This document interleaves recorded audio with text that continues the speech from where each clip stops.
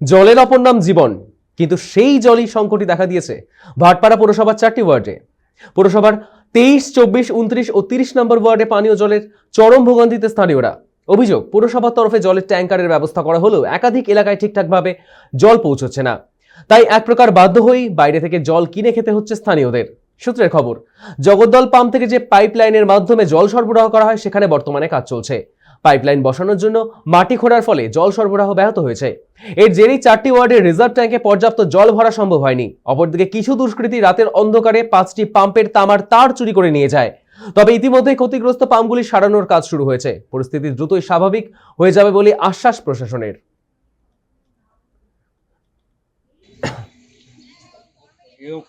আমাদের যে জলের সমস্যা সেটা নিয়ে কেউ ভাবনা চিন্তা করছে কিনা জানি না।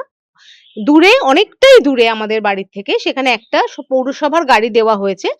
কিন্তু সেই গাড়ির থেকে জল আমাদের বাড়ি পর্যন্ত টেনে আনাটা যথেষ্ট কষ্টসাধ্য ব্যাপার, এবং জলের যে গাড়িটা যে জায়গাটায় দিয়েছে সেটা একটা মেইন রোডের ওপর। তো আমাদের পক্ষে এইভাবে জল টেনে এনে কাজ করাটা খুবই অসাধ্য ব্যাপার, এবং সেই জন্য আমরা খুব সমস্যায় রয়েছি। খাবার জল কিনে নিয়ে আসলাম।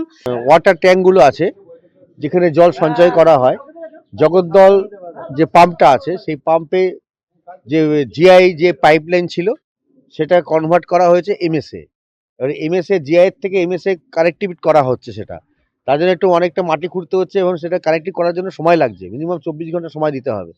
এবং সেই তার দরুন আমাদের 23 নম্বর ওয়ার্ড, 24 নম্বর ওয়ার্ড, তারপর হচ্ছে 30 নম্বর ওয়ার্ড, যেখানে ওয়াটার ট্যাঙ্কগুলো আছে সেগুলো পর্যাপ্ত ভরা যায়নি, যার জন্য সকাল থেকে মানুষ খুব জল কষ্ট হচ্ছে। এবং কিছু কিছু পাম্প আছে যে পাম্পগুলো মোটামুটি মাটির লেয়ারও পাচ্ছিল না, যার জন্য সেই আগে যদি 20 ঘোড়া থাকে সেটা 15 ঘোড়া করা হয়েছে, তবু জলটা আস্তে আস্তে উঠছে।